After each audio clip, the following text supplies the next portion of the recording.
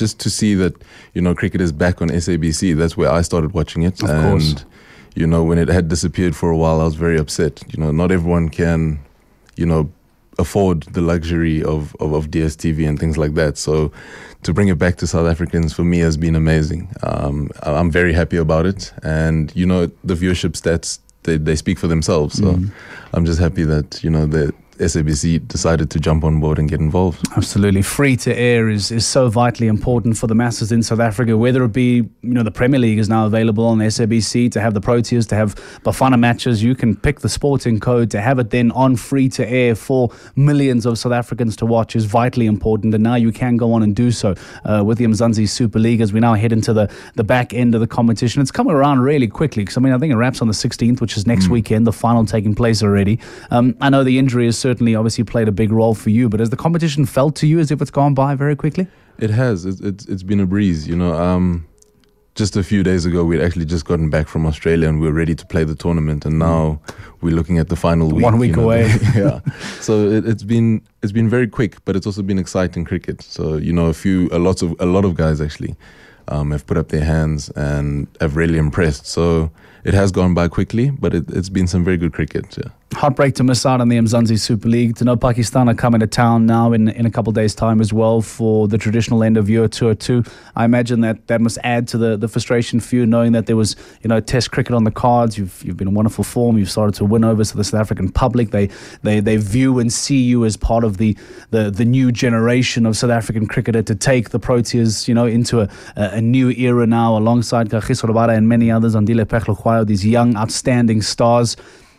One thing to miss out on the Mzansi Super League, to potentially miss out on Test cricket as well. That's got to be breaking your heart, I'm sure. Yeah, I'd been working very hard in the gym. I've been working with the trainers, just trying to improve my game. And coming now from Australia, I was on a high. We had played outstanding cricket, against a tough team in their home country. Played very well there as well. Yeah. So I was looking forward to getting back to South Africa, and I'm very grateful for the way the South African fans have accepted me and basically supported me throughout this whole journey. It's unfortunate now that the injury came, but I'm going to come back a better cricketer. I believe that 100%. So yeah, it's just a matter of time of ticking off these 12 weeks and then I'll be back in the game. You've made it very easy for the South African fans to take to you. Say that as if it's been a hard sell for them to get behind you. You've certainly made life very simple and easy for South African fans to do so.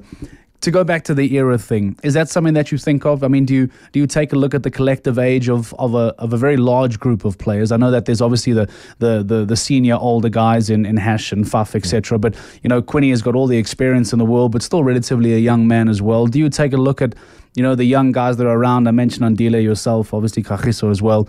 Do you guys ever sit back and think like, as long as we stay fit and we play well and we stick to our structures and play a very good game, that we are going to be the faces of international cricket for the Proteas for hopefully the next decade or so?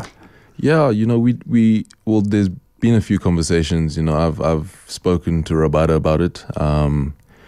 Guys see us as a partnership, and even our coach Otis Gibson has said, great bowlers, they've always worked in pairs. So we know that we have big shoes to fill, the likes of Dale Steyn, Vernon Philander.